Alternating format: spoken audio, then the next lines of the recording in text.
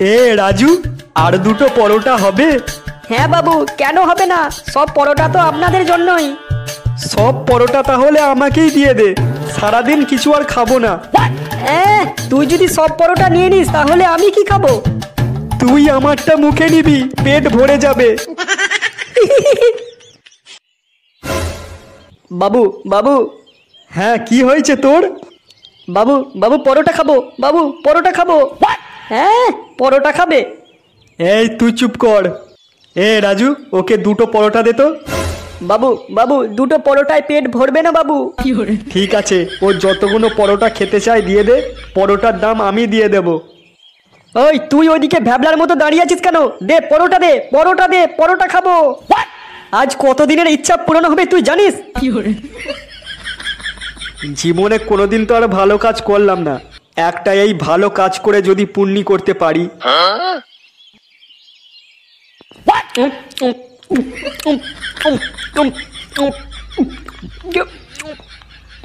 বাবু বাবু, আর দুটো পরোটা। আর দুটো পরোটা খাবি নাকি? আর কত পরোটা খাবি তুই? বাবু বাবু, এখনো আমার পেট ভরেনি। দোকানের সব পরোটা খেয়ে নিলি আর বলছিস পেট ভরেনি?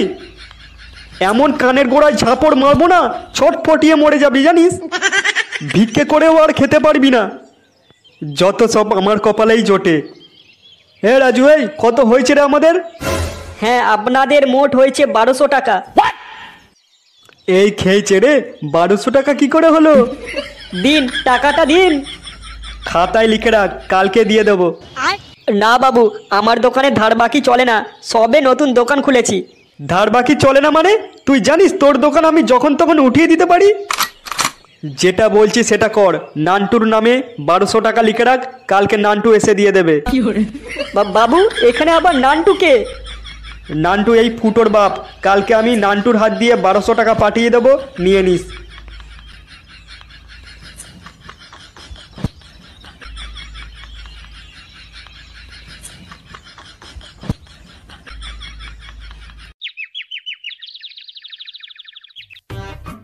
ছেলের অজান্তেই বৌমাকে নিয়ে পালালো গুণধর বাপ। ছি ছি ছি, কি সব দিনকাল এলো। হ্যাঁ, নিজের বাপই বৌমাকে নিয়ে পালাচ্ছে, তাহলে ছেলে কি করবে? গিন্নি, ও গিন্নি। কি হয়েছে কি? বলি রান্না হয়েছে? কেন এখন দেরি আছে রান্না? সেই কোন সকালে রান্নাঘরে ঢুকেছো, এখনো পর্যন্ত রান্নাটা হলো না। হ্যাঁ, আমার তো 10টা হাত, তাই রান্নাটা তাড়াতাড়ি হয়ে যাবে। অফিসে দেরি হয়ে গেলে বসের কাছে কথাটা কি তুমি শুনবে?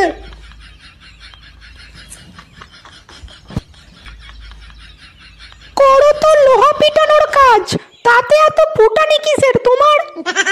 থাক, আমার ঘাট হয়েছে তোমার কাছে খাবার চাওয়া।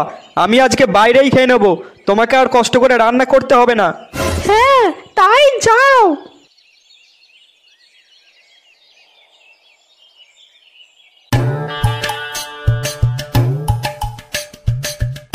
তিনটে পরোটা, একটা কাঁচা লঙ্কা, একটা পেঁয়াজ, একটা সেদ্ধ ডিম, মাত্র 30 টাকা।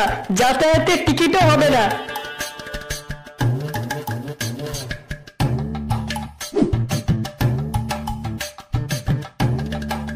কি রে, তোর পরোটা কত করে বললি? তিনটে পরোটা, একটা কাঁচা লঙ্কা, একটা পেঁয়াজ, একটা সেদ্ধ ডিম, মাত্র 30 টাকা। যাতায়াতের টিকিটও হবে না। 30 টাকা কেন? 25 টাকায় আমি শিয়ালদা থেকে বর্ধমান চলে যাবো, আর তুই বলছিস 30 টাকায় কোনো টিকিট হবে না? অন্য কাউকে বোকা বানাবি, কিন্তু এই নান্টুকে নয়। কি, আপনার নাম নান্টু? ফুটোর বাপ? এখানে ব্যবসা করছিস আর আমাকে চিনিস না? নান্টু বাবু, আপনার নামে 1200 টাকা বাকি আছে। তোর দোকানে আমি পরোটাই খেলাম না, আর এরই মধ্যে 1200 টাকা বাকি হয়ে গেল। বাবু বাবু পরোটা, বাবু পরোটা খাবো। এনে খা। পরোটা খাবে? আর হ্যাঁ, তুই কি বলছিলি আমার নামে 1200 টাকা বাকি নাকি? হ্যাঁ নান্টু বাবু, আপনার ছেলে ফুটো আপনার নামে 1200 টাকা বাকি রেখে গেছে। বেশ করেছে, বাকি রেখেছে। আমি ওই টাকা দেব না, তুই যা পারবি করে নে। না না নান্টু বাবু, আপনার সঙ্গে কিছু করতে পারি বলুন? আপনি শুধু এই এঁটো থালাগুলো একটু মেজে দেবেন। কি কি কি? আমি এঁটো থালা মাজবো? শেষে আমার কপালে এটা ছিল, লোকের এঁটো বাসন মাজবো আমি?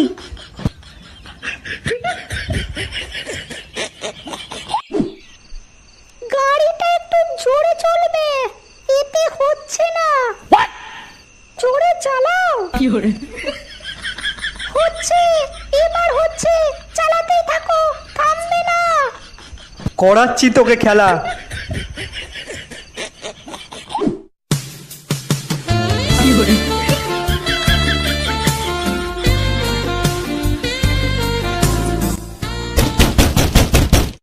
ফুটো, কিরে দরজা খুলবি না ভেঙে ঢুকবো? দরজা খোলাই আছে বাবা। খেলায় এত মত্ত হয়ে গেছো, দরজা বন্ধ করতেও ভুলে গেছো দেখছি।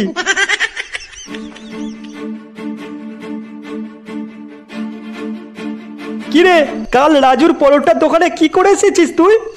তোকে কই বাবা, কিচ্ছু করিনি তো। তোর জন্যে আমি আজকে পাড়ায় মুখ দেখাতে পাচ্ছি না। আজ তোর জন্যে রাজুর দোকানে এঁটো বাসনগুলো সব মেজে তারপরে বাড়ি আসতে হলো আমাকে। একেবারে রাক্ষসের মতো পরোটা খেয়েছিস দেখছি তুই। আজ থেকে তোর 10 দিন খাওয়া বন্ধ থাকবে। নে এবার জমিয়ে খেলা কর।